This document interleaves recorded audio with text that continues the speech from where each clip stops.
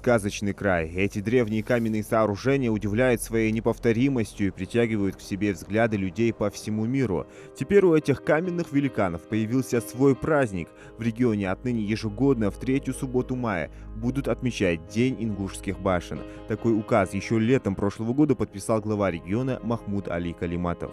Праздник, он имеет важное значение, поскольку такие мероприятия, они привлекают внимание общественности, органов государственной власти. Тем самым руководство республики показало, что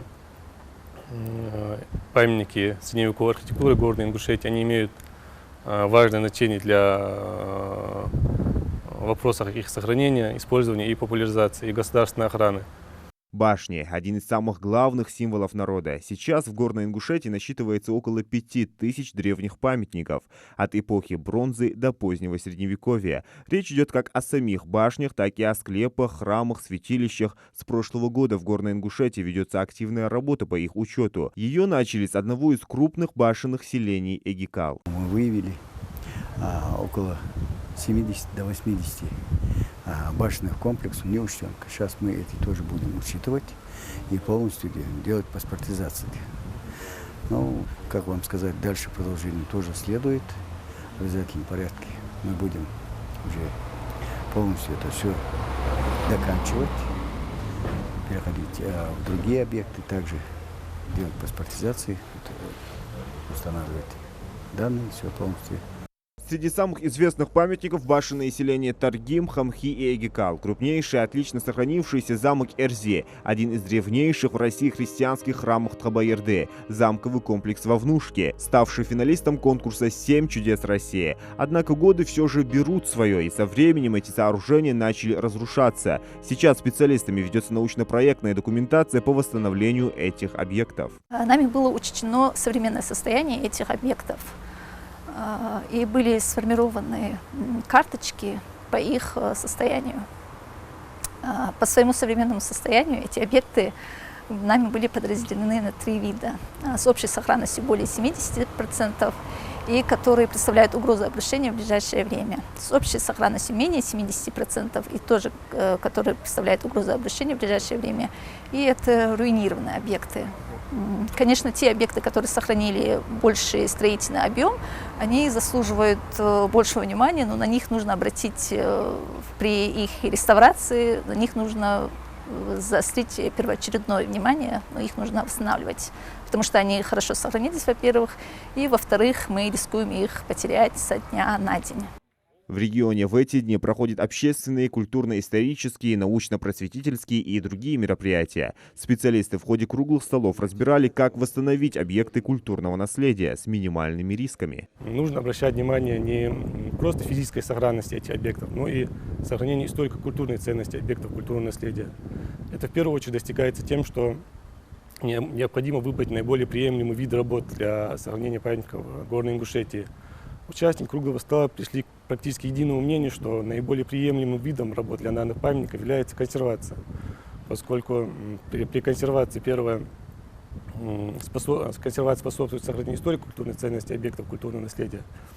И в отличие от реставрации, при консервации невозможны необоснованные решения, связанные с воссозданием памятников. Сейчас руководством Ингушетии предпринимаются все меры, чтобы восстановить и сохранить ингушские башни. И учрежденный специально по этому поводу день еще одно тому подтверждение.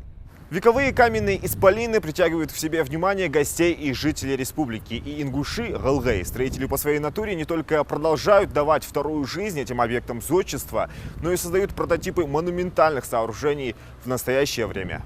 Это башня Согласия, Бартгала. По праву считается новым символом Ингушетии. Она построена ровно за год, как того требует известный ритуал. Старинный обряд предполагал серьезное наказание за его несоблюдение. Например, если башня не была возведена в срок, составляющий 365 дней, род подвергался общественному порицанию и позору, а строение немедленно сносилось. Ну а вот это сооружение как современное воплощение исторического наследия ингушского народа. Согласно легенде, когда-то на этом месте действительно стояла очень высокая башня. Вероятно, не настолько, но гораздо больше других.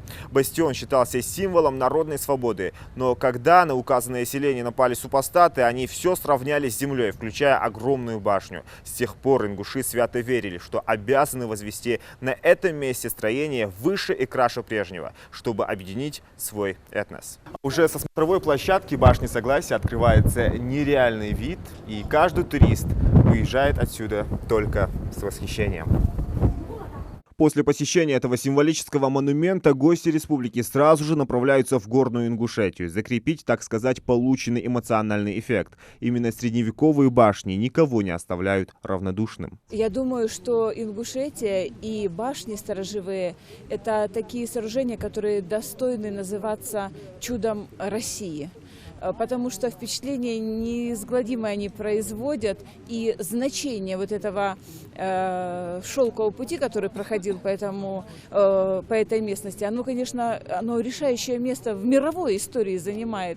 Поэтому то, что мы сегодня увидели, могильники, башни, природа, география, климат, история, археология, это впечатляет очень. Учреждение даты празднования Дня ингушских башен увеличит приток туристов, повысит узнаваемость и привлекательность республики как уникального туристического региона, а также будет способствовать активному сотрудничеству представителей туристической отрасли страны в организации туров и проведению различных совместных мероприятий, уверены в Комтуризме региона. Этот день в этом году отмечается впервые. Он также поможет привлечь внимание к проблемам этих культовых сооружений. Зелимхан Калоев, Магомед Даскиев, Новости 24.